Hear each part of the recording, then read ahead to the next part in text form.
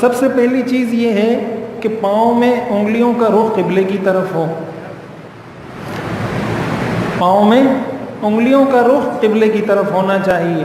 اور پاؤں کو یوں کر کے بتائیں، غلط جو طریقہ، غلط یوں کریں یا یوں کریں، اس طریقے سے جو کیا جاتا ہے یا اس طریقے سے جو کیا جاتا ہے یہ طریقہ ٹھیک نہیں ہے. پاؤں کو سیدھا رکھنا ہے اور کم از کم 4 انگلیوں کے برابر فاصلہ ہو، باقی ہر انسان اپنی جسامت کے اعتبار سے.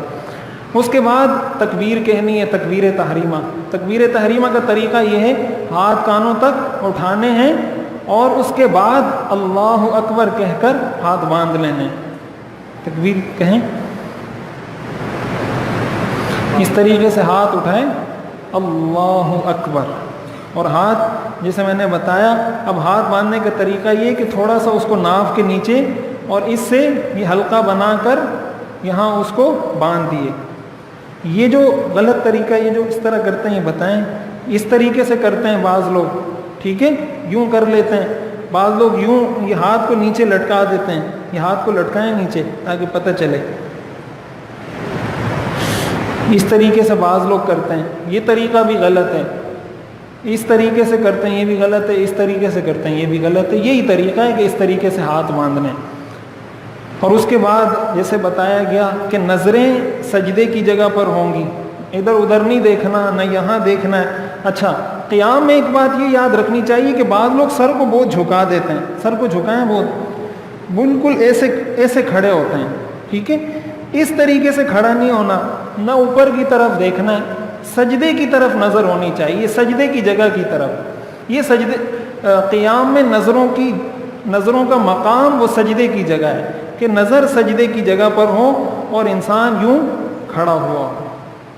تو سر نہ بہت زیادہ جھکا ہوا ہو کہ یہ یہاں مل جائے، اس طرح نہیں کرنا، بلکہ بالکل جو فطری طریقہ ہے اسی فطری طریقے کو اسلام نے نماز کا طریقہ بنایا ہے. اس کے بعد رکوع میں جانے کا طریقہ. اب رکوع میں اس چیز کا یہ کہ انگلیاں آپ کی کھلی ہوئی ہوں، انگلیاں کھلی ہوئی ہوں گی اور اس کے ذریعے سے گھٹنے کو پکڑا ہوا ہے، گھٹنے کو پکڑا ہوا ہے. اس طریقے سے گھٹنے کو انہوں نے پکڑا ہوا ہے.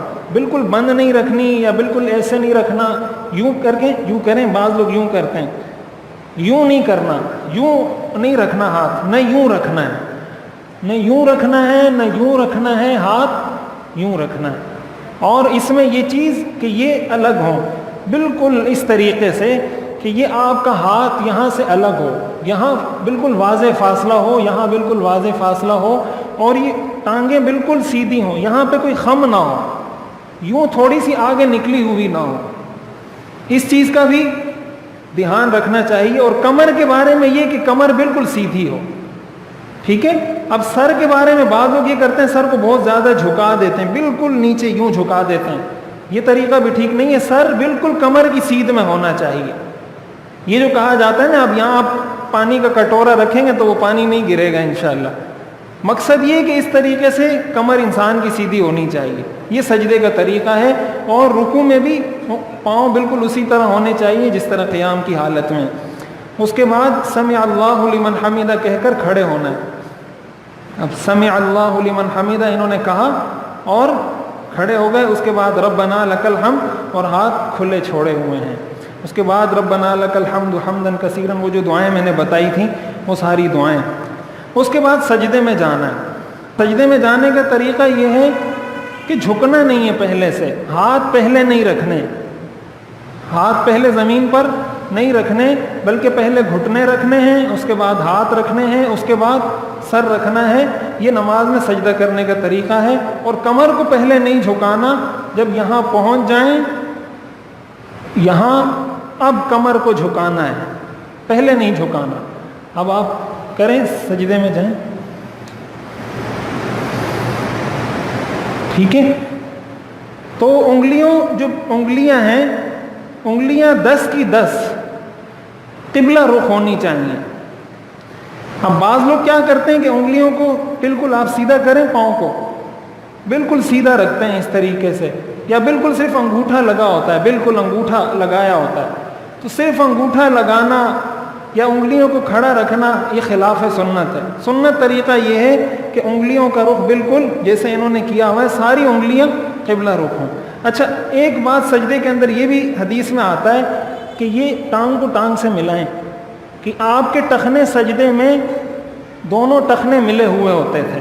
حدیث شریف میں آتا ہے کان یلصق کعبیہ الکعبین بین الکعبین، کہ آپ دونوں ٹخنوں کو ملاتے تھے. تو اس طریقے سے ملا کر اور 10 کی 10 انگلیوں کا رخ قبلے کی طرف ہونا چاہیے، اور آپ اس طرف رخ کریں عدنان تاکہ یہ ہاتھ کا رخ بھی سمجھ میں آئے. اب جب سجدے سے اٹھیں گے تو اس طریقے سے اٹھ کے اب یہ ایک دایاں پاؤں ہے یہ انہوں نے کھڑا کیا ہے اور بایاں پاؤں بچھایا ہوا ہے.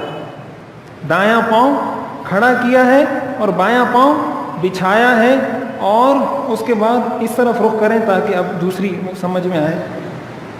سجدہ دوبارہ کریں تاکہ ہاتھوں کا پتہ چلے کہ ہاتھ کہاں رکھنے. ہاں سجدہ یہیں پہ کریں، نہیں بس یہیں پہ، وہ تو باقی تو دیکھ لیا. اب دیکھیں یہ جو ہاتھ ہیں، اب یہ ہاتھ یہاں سر 2 ہاتھوں کے درمیان میں ہے. نہ تو یہ کرنا ہے کہ ہاتھ یہاں پہ رکھے ہوئے ہوں، یہ بات سمجھ میں آ رہی ہے، اور نہ یہ کرنا ہے کہ ہاتھ یہاں پہ رکھے ہوئے ہوں.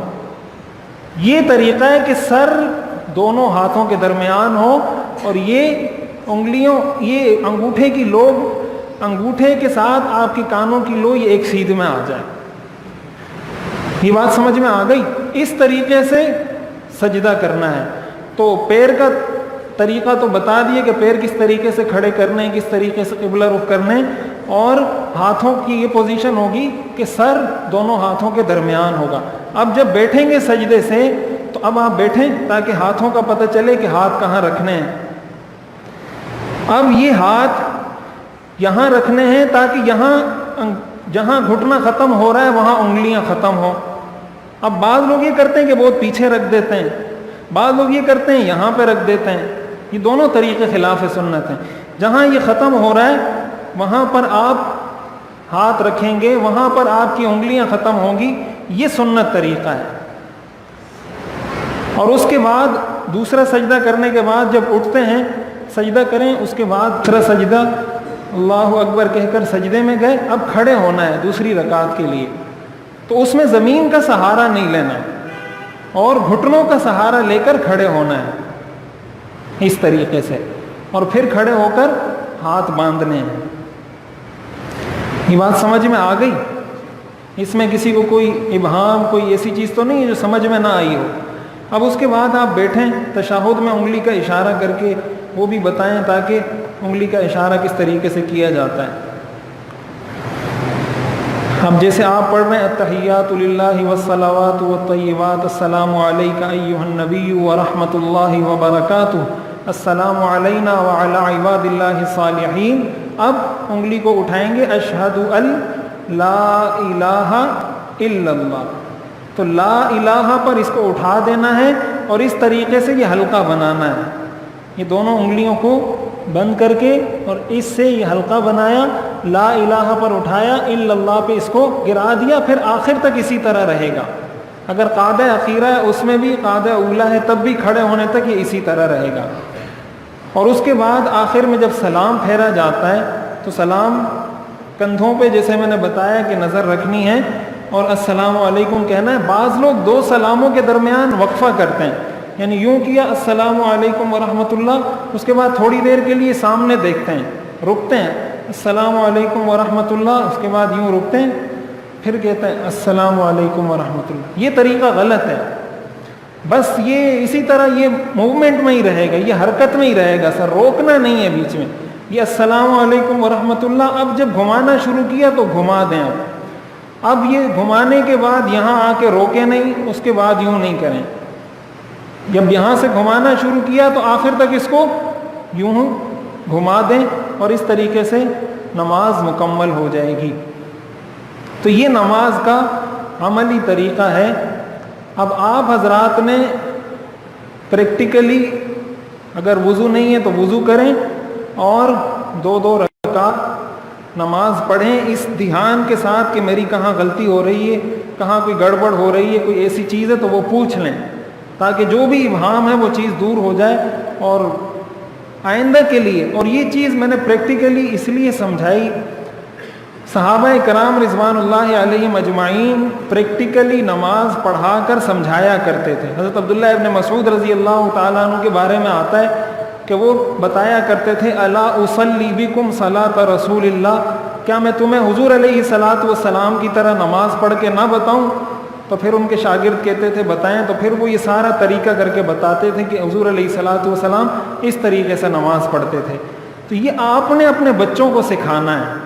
خواتین کا طریقہ بھی عملی طور پہ یہاں میں کر کے دکھا دیتا ہوں، تاکہ بعد میں اگر کہیں خواتین کو ضرورت پڑتی ہے ان کو، تو خواتین کے لیے ایک تو یہ بات یاد رکھیں کہ اگر چادر پہنی ہوئی ہے تو چادر سے ہاتھ باہر نہیں نکالیں گی، مگر مرد نے چادر پہنی ہوئی ہے وہ ہاتھ باہر نکالے گا چادر سے اور پھر اللہ اکبر کہے گا۔ عورت چونکہ دوپٹہ پہنتی ہے اور دوپٹہ پہنے رکھتی ہے تو اس نے ہاتھ باہر نہیں نکالنے، چادر کے اندر سے ہی کندھے تک ہاتھ اٹھا کر اللہ اکبر کہہ کر سینے پر ہاتھ باندھنے ہیں۔ ٹھیک ہے، آپ کریں، کندھے تک ہاتھ اٹھائیں اور پھر سینے پر یہاں ہاتھ باندھ دیں گے، اس طریقے سے سینے کے اوپر ہاتھ باندھیں گی، ہتھیلی کے اوپر ہتھیلی آ جائے گی اور اپنی ثنا باقی جس طریقے سے پڑھا جاتا ہے۔ دوسرا فرق ان کا رکوع میں ہوتا ہے۔ رکوع میں فرق یہ ہوتا ہے کہ مرد تو بالکل کمر سیدھی کرتا ہے اور یہ گھٹنے یہ بالکل سیدھے ہوتے ہیں، عورت کمر بالکل سیدھی نہیں کرے گی، بلکہ اتنا جھکے کہ ہاتھ یہاں پہنچ جائیں، بس اتنا جھکنا ہے کہ ہاتھ یہاں تک پہنچ جائیں، اس نے کمر سیدھی نہیں کرنی، اس طریقے سے اس نے جھکنا ہے۔ یہ کر کے بتائیں۔ اور دوسرا کام یہ کرنا ہے کہ تھوڑے سے گھٹنوں میں خم ہو، آگے کی طرف نکلا ہوا ہو، تھوڑا سا اس کو آگے نکالیں، ہاں اس طریقے سے بالکل یہاں پہنچ کے اس کو تھوڑا سا خم دیں گے گھٹنوں میں، تاکہ گھٹنے تھوڑے سے آگے نکل جائیں۔ اور سجدے میں بھی ایک فرق ہے، سجدے میں جائیں، یہ دونوں پاؤں دائیں طرف نکالے، دائیں طرف دونوں پاؤں نکال دیے اور اس کے بعد وہ سجدہ کریں گی۔ سجدہ اس طریقے سے کریں گی کہ ہاتھ زمین سے چپکے ہوئے ہوں گے، ہاتھ زمین سے چپکے ہوئے ہیں اور پیٹ رانوں سے ملا ہوا ہے، ہاتھ زمین سے چپکے ہوئے ہیں بالکل اور پیٹ رانوں سے ملا ہوا ہے۔ اس کے بعد وہ جلسہ کریں گی، تو جلسے کا بھی یہی طریقہ ہوگا کہ دونوں پیر دائیں طرف نکلے ہوئے ہیں اور وہ جلسہ کریں گی۔ قاعدے میں بیٹھنے کا طریقہ بھی یہ ہے اور باقی سارا نماز کا طریقہ یہی ہے۔ تو یہ سجدے میں فرق ہے، رکوع میں فرق ہے، ہاتھ اٹھانے کے طریقے میں فرق ہے، یہ بنیادی اور جہاں جہاں ہے وہ میں نے بتا دی ہیں تفصیل سے۔